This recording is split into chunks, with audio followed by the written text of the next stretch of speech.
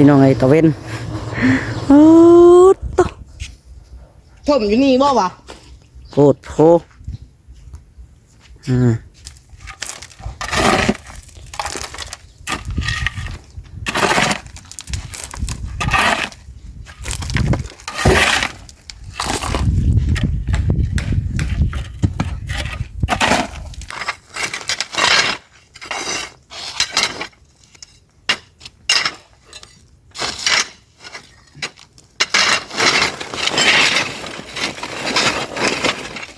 สบายดีทั้งพ่อเนาะสบายดี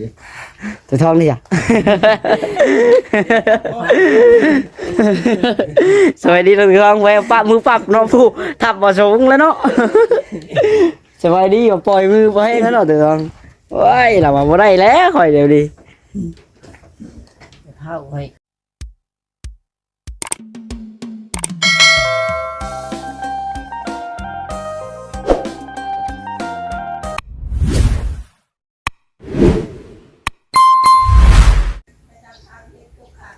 เอาพี่น้องเนาะ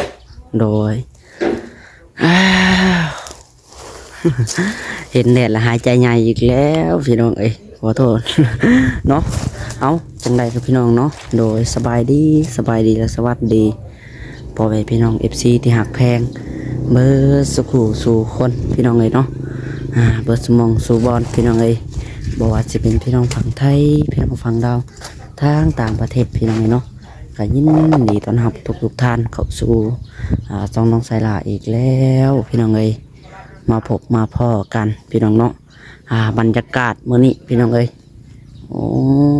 โตบรรยากาศสายๆเนาะพี่น้องเนาะแต่ก็ว่าพี่น้องเอ้ยแดดนี่โอ้โตสุดยอดเลยเนาะเดี๋ยวน้องหลาสิชวนแม่ๆ FC รอเบิ่งเนาะบ่อนที่ดุดเดินเพื่อนหน้าบ้านพี่น้องเอ้ยเป็นแนวใดเนาะท่านี้ยังลุบอยู่พี่น้องเอ้ยเนาะตรงมาแถวเพื่อนตัวเองมันลุบบาดนี่เอามันเดียวเดี๋ยวยังใส่พี่น้องเดี๋ยวมาเลาะเบิ้งบ้างเนาะบอลพันเทศนี่คักแล้วพี่น้องเอ้ยเนาะน้องหล่าว่าคักได้พี่น้องเอ้ยเนาะเรียบเนียนเป็นหนาเป็นเดินบ้านบาดนี่จากกันครูกลายเป็นเดินบ้านพี่น้องเอ้ยนี่คักมันเห็ดนี่คักเนาะนี่พี่น้องเอ้ยเป็นเดินเทือนเดินชานได้บาทนี่พี่น้องเนาะตอนนี้เราเป็นทางพี่น้องเอ้ยแคมเฮลนี่ขึ้นมานี่หลักไฟฟ้าขึ้นมานี่เป็นเส้นทางได้บาทนี่เนาะตัวโน้นสูงนี่ตอนนี้เราเป็นเดินเทือนนะบาทนี่เนาะเดินน้องละเดินน้องกดท้องแล้วพี่น้องเอ้ยโอ้เพิ่นหาเวียกให้น้องจ้อยได้บัดนี่เนาะเพิ่นไทยแปลนคักได้พี่น้องเลยเนาะเพิ่นไทยให้เพื่อนน้องจ้อยเดินเพื่อนนี่คักแต่การน้องจ้อยก็ไล่เก็บต้นแหละนะตักออกบ่อนที่มันเหลือพี่น้องเลยนี่เป็นทางขุดปุ๊บเข้าไปทางเพื่อนตามขุดไปแล้วสุดท้ายมูก็ได้เนาะเพราะว่าจงทางเป็นยังแล้วพี่น้องหมดทางเที่ยวขับแล้วเพื่อนน้องจ้อยแคมทางเลยพี่น้องมานี่ก็ดิบกันนี่เลยแคมทางเลยเพื่อนน้องจ้อยไปสบายดีน้องจ้อยเนาะเพื่อนหาเรียกให้น้องจ้อยอะไรพี่น้องเลยเนาะนี่รถเพิ่นเข้ามาบ่ได้แจนี่เพิ่นดันน้องหายแต่เข้ามาบ่ได้แจนี่พี่น้องเข้ามานั้นมันก็แตกไปได้นี่ตัวเทใหม่นี่พี่น้องเนาะนั่นแหละเพิ่นหาเวียกให้น้องจ้อยน้องจ้อยเฮ็ดแต่น้องจ้อยบ่มีเวียกเฮ็ด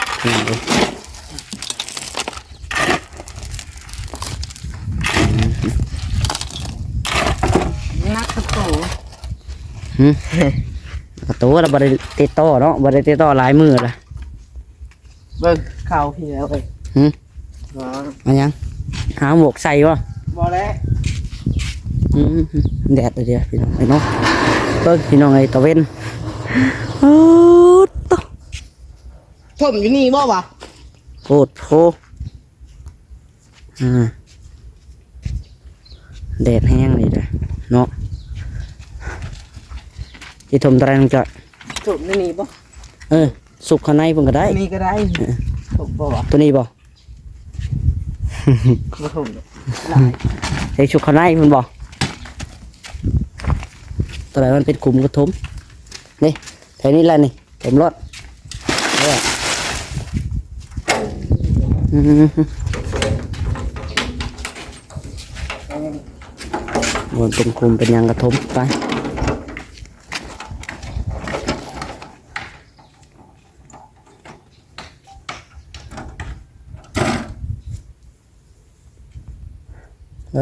ตัวพี่น้องเองปวดเพราะว่าแดดพี่น้องเนาะมื้อนี้ โอ้เด็กแก่ เศษกะโหลก็ใส่เก็บใส่กระสอบ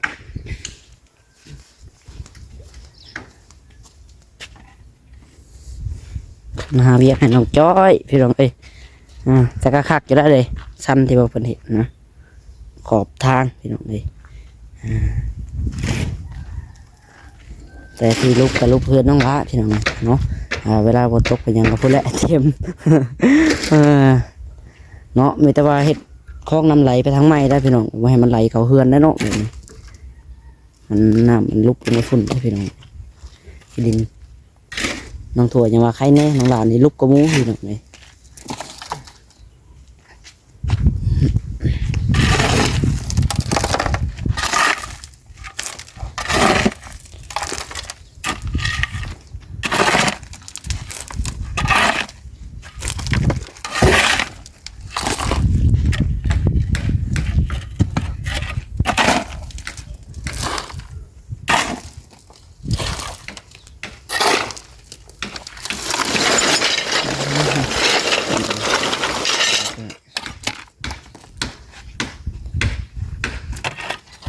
สุกกระเบื้อง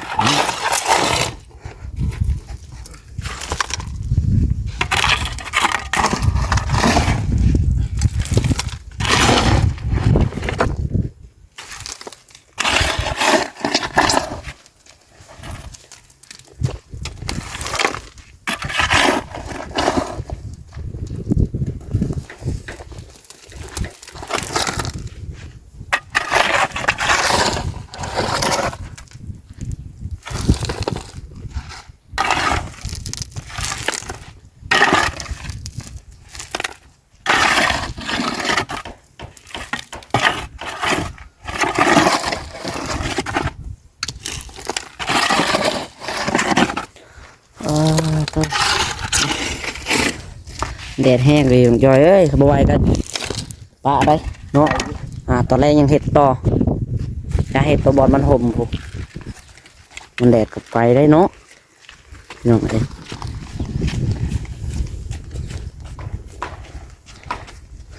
แดดก็แดดโคตรโพเนาะเป็นหัวเป็นหยางพี่น้องเปิดจอดเรียบร้อยเบิดน้องจอยเนาะหัวนี่น้องจอยยังสิท่าสีวะน้องจอยทามีสีเหลืออยู่บ่เลย เหลืออยู่ ทาเลยแล้วเนาะคำว่ามันเหลือไว้ยังทาให้มันทันอันมือขึ้นนี่มือขึ้นก็ใกล้แหละพี่น้องอีก2-3 มื้อข้างหน้านี่3 มื้อตอนแรกยังเททานั่นมันสิมันบ่งามคือเก่าก็มันน่าจะมีอีกสีบ่แววว่าถ้ากับถ้าได้แต่มันก็ด่างไปชื่อแล้ว มันมีสีของพืช บ่มันถ้าประเดี๋ยวเอาไม่จัง เพิ่นยังสิชื่อสีมาเติมอยู่บ่โอ้ยมันมีแต่งอันนี้เด้โห บัวเนาะ ถ้าเฮาทาทอดได้แต่ทาได้ผ่าอันนี้ชื่อคือเก่าแล้วเนาะคือเก่าเลยมีเพศรูปด้วยมันต้องมีสีซับไหมพี่น้องสีลายสีเนาะเป็นท่าเป็น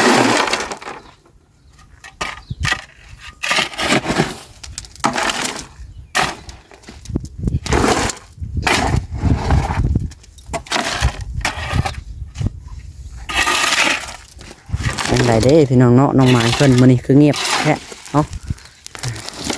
ไปน้องหมายเพิ่น มันไปทางใดล่ะพี่น้องไอ้เนาะ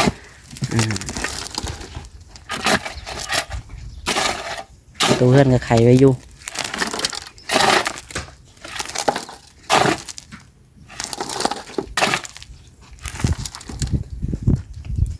เห็นมาอยู่แหละพี่น้องเป็นย่างไปน้ำมันเศร้านี่แหละ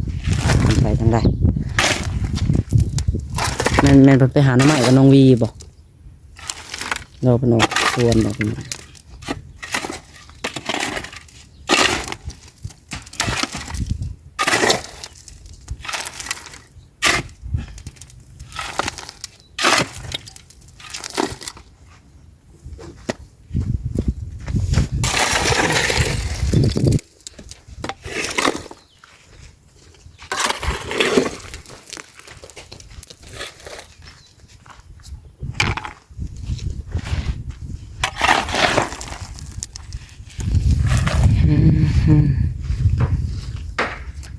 ก็ลงนี้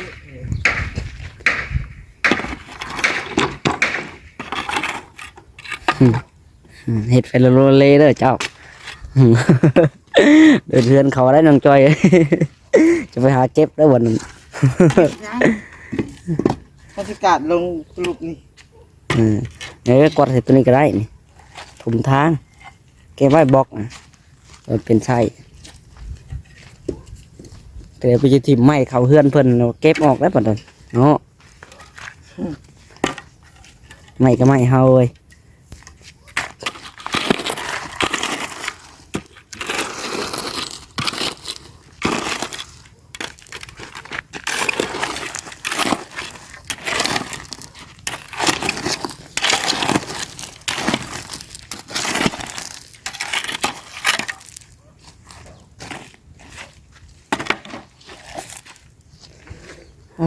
ต่อเนาะโพดโพดีพี่น้องเลยโพดว่าแดดเนาะเอา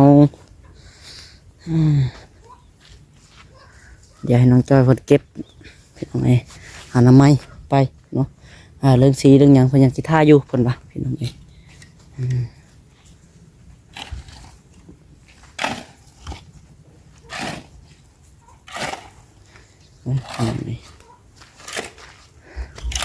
เดี๋ยวสิเก็บอันนี้ก่อนเนาะ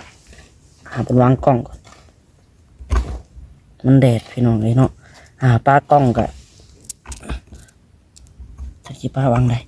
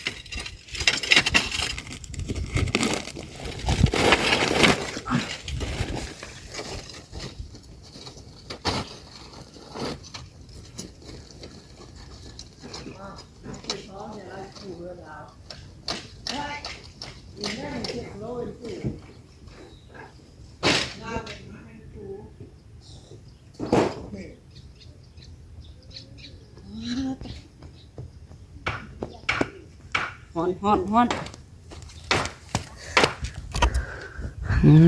พี่น้องไอ้เนาะเดี๋ยววันนั้นให้น้องเพิ่นเก็บเต็มกระสอบแล้วเมื่อกี้นี่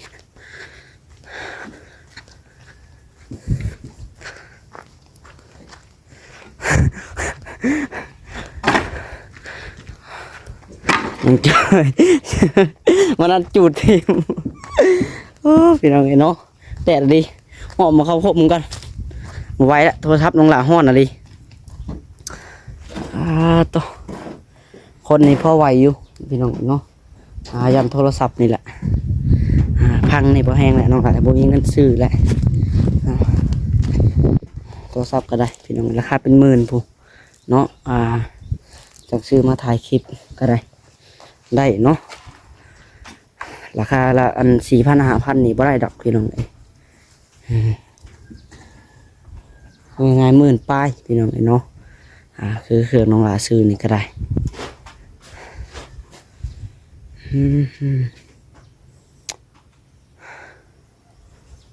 หาเบิ่งทางพี่ต่อพี่น้องเอ้ยกำลังเนาะ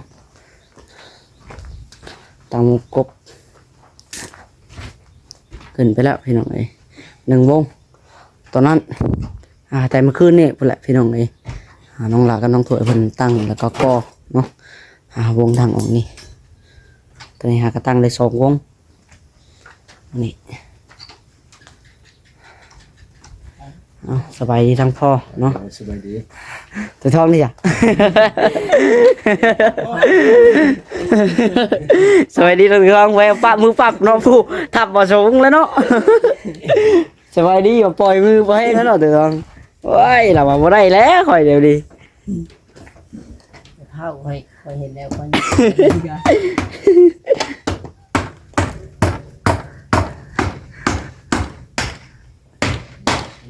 มันจะขับเนาะ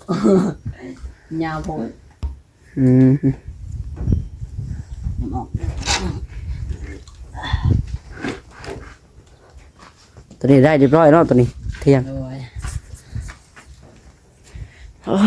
เที่ยงมื้อนี้บรรยากาศแดดแห้งอะดิเนาะ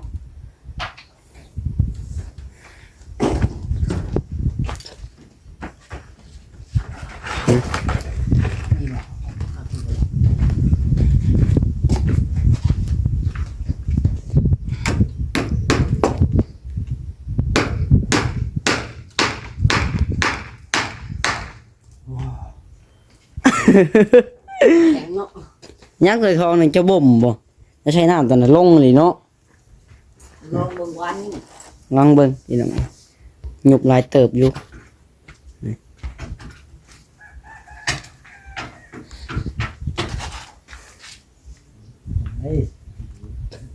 แข็งแล้วไหม ไม่กระบอกบ่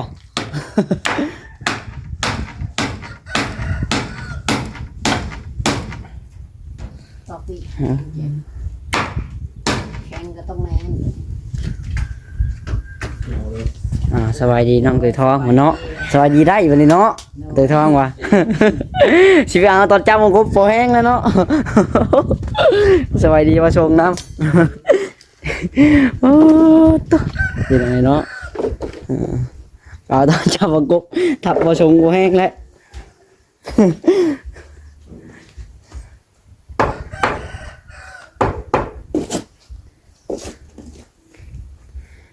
มาปุบปะน้องจ้อยพี่น้องเนาะแน่ เพิ่นกับเว้นว่าสิทนเนาะ ก็เลยอยู่ปุบปะน้องจ้อยกับเว้นว่าสิทนเนาะว่าไปคือกันเราก็ได้ แดดแห้งพี่น้องเนาะโอ้ยเพิ่นสิโง่สิดอกกันเดียวยังแดดไปดีนะเพิ่นว่าขนาดยังกำลังนั่งว่าเลยสิแล้วแหละเพิ่นว่าชื่อได้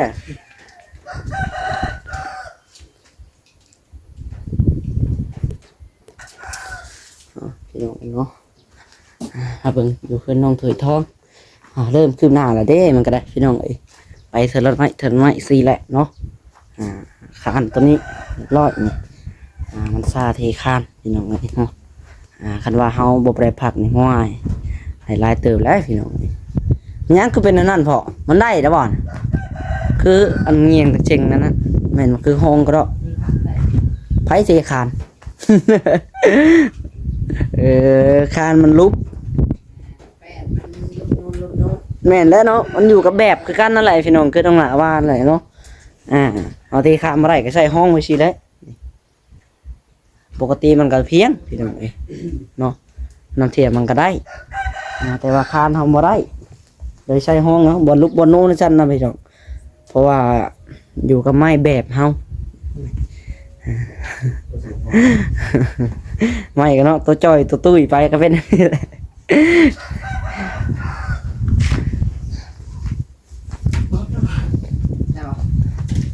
หน้าทางงามแล้วพี่น้องเอ้ยแนวเบอร์ข้างนี้ก็ได้นี่ข้างและหน้าบ้านเนาะไว้หน้าทางนี่คักตะกี้ตอนนี้เป็นทุโทนนี่เห็นกระปุกอยู่ว่างามแต่ตัวทองหาเงินจ่ายเด้อตัวทองจ่ายนำกันเด้อเจ้าเอาแล้วเนาะทางนี่แล้วดุดนี่ หน้าบ้านเอาส่งคนไหน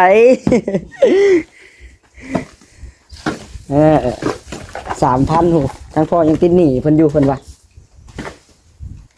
ครับผมหาเงินก่อน ไปให้งานนอกแล้วก็ได้เงินจ่ายเพิ่น 3,000ก็คือพอว่าแล้วผู้ละล้านเฮา 2 ล้านมันบ่พอ2 ล้านปลายบ่2 ล้านถ้วนแล้วเนาะ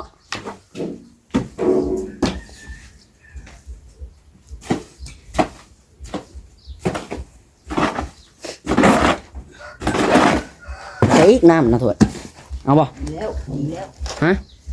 บ่เอาโพดพอดีนะหยิบใส่รถนี่เห็นบ่แล้วสิล่ะค่ะคุณบอกค่อยก่อเมื่อคืนแป๊บเดียวสวยท้องเดี๋ยวค่อยมาก่อน้ำก็ถ่ายคลิปค่อยแล้วก่อน ครับ